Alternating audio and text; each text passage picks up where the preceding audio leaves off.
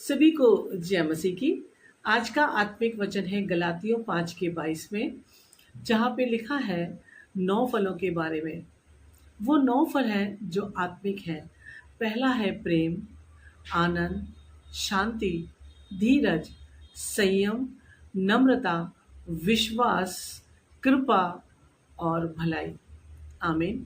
परमेश्वर के 9 फलों के लिए हम धन्यवाद करते हैं। इन्हें जानना बहुत ज़रूरी है। आज मैं आपको एक बात बताऊं, इन 9 फलों को जब हम अपने जीवन में ग्रहण करते हैं, क्लेम करते हैं, तो इन 9 फलों से हमारी आत्मिक उन्नति होती है। और इन 9 फलों में कोई भी कानून नहीं है, क्योंकि ये 9 फल हमारे व्यवहार को दर्शाते हैं। आमीन। आइए तो जानेंगे पहले फल के बारे में, जो है प्रेम। प्रेम जो है परमेश्वर ने हमें सबसे पहले किया। उसने अपना इकलौता बेटा हमारे लिए दे दिया ताकि हमें हर पापों से मुक्ति मिले। उसने हमें पहले प्यार किया है। आज उसका वचन हमें सिखाता है कि जिस तरह से उसने हमसे प्यार किया, हमें भी एक दूसरे से प्यार करना है, परंतु शुद्ध मन से, आत्मिकता में होकर। परंतु आज जो समय है वो प्रेम को एक अलग ही दिशा में ले जाते हैं। हमारा प्रेम हमें देने की बात करता है, क्योंकि प्रेम जो है वो देने का नाम है। तो हर एक से प्रेम करें, बिना मतलब के, बिना कुड़कुड़ा के, बिना जलजलाहट के। ये छोटा सा शब्द जरूर है, परंतु इसका मतलब बहुत बड़ा है। तो हर एक से प्रेम करें, जैसे परमेश्वर ने हमसे किया उसी तरह हमें भी अपने परमेश्वर से प्रेम करना है। आमीन। दूसरा आत्मिक फल है आनंद। आनंद मतलब खुश रहना।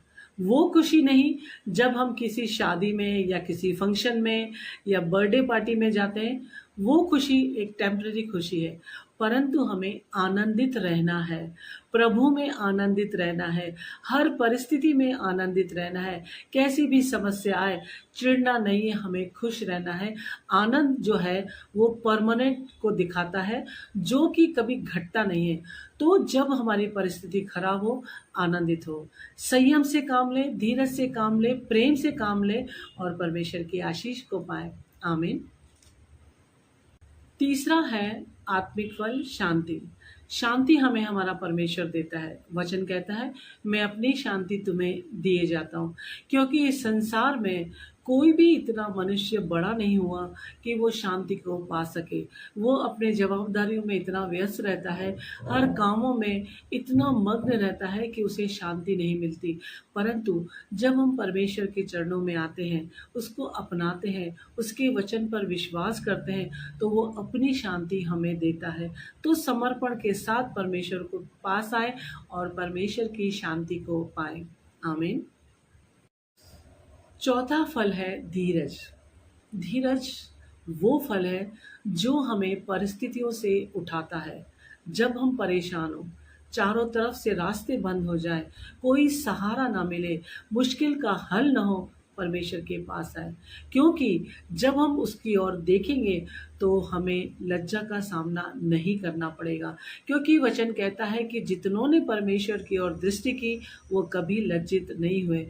तो जब हम इस परिस्थिति में धीरज के साथ रहेंगे, तो धीरज का फल हम में उत्पन्न होगा। वो हमारी व्यवहार में दिखेगा। तभी हम धीरज से प्रॉब्लम को सॉल्व कर पाएंगे। क्योंकि अगर समस्या आई और हम धीरज से काम नहीं लेंगे, तो समस्या बिगड़ेगी, संभलेगी नहीं।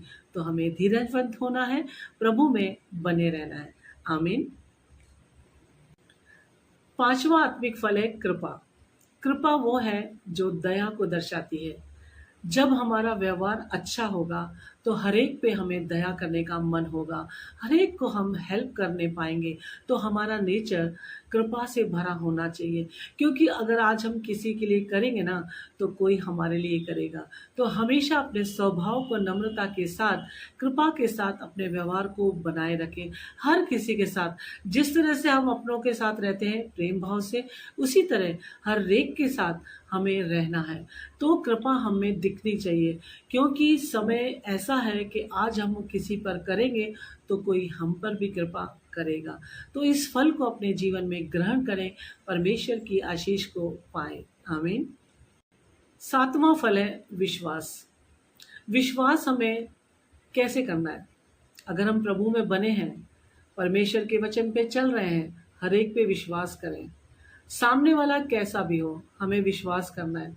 मुझे इतना विश्वास है कि जब हम प्रभु में होकर हर एक पर विश्वास करेंगे तो कभी धोखा नहीं खाएंगे। जैसे आज मैं आपको एक बात बताऊं, हम किसी के घर में जाते हैं, वो हमें बैठने के लिए कहते हैं। जब हम बैठते हैं तो कुर्सी को उलट पलट कर नहीं देखते कि ये टूटी है कि नहीं टूटी है। जैसे ही वो हमें बैठने के लिए बोलता है, हम तुरंत बैठ जाते हैं। ये हमारा विश्वास है। तो एक अंधे का विश्वास करें और परमेश्वर की आशीष को पाएं। आमीन। आठवां है नम्रता। नम्रता हमारे स्वभाव में होनी चाहिए।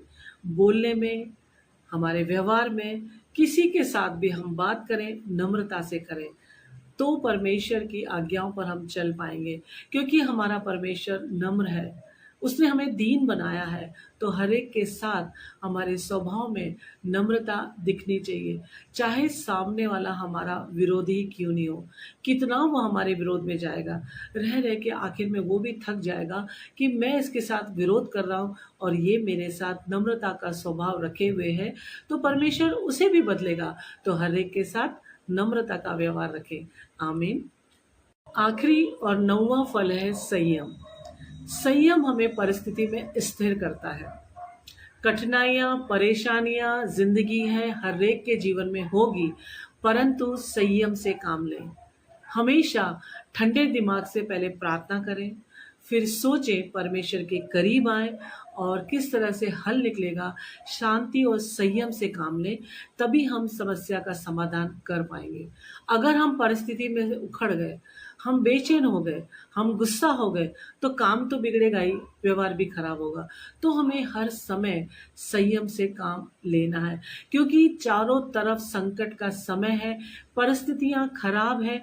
तो हमें संयम से काम लेंगे तो ही इस संसार में हम रह पाएंगे और हर एक के साथ व्यवहार बनाए रखेंगे। तो हमेशा हमें संयम से काम लेना है। तो धन्यवाद हो। परमेश्वर के इन 9 फलों के द्वारा आत्मिक उन्नति कीजिए और परमेश्वर के करीब आइए और उसकी महिमा को देखें।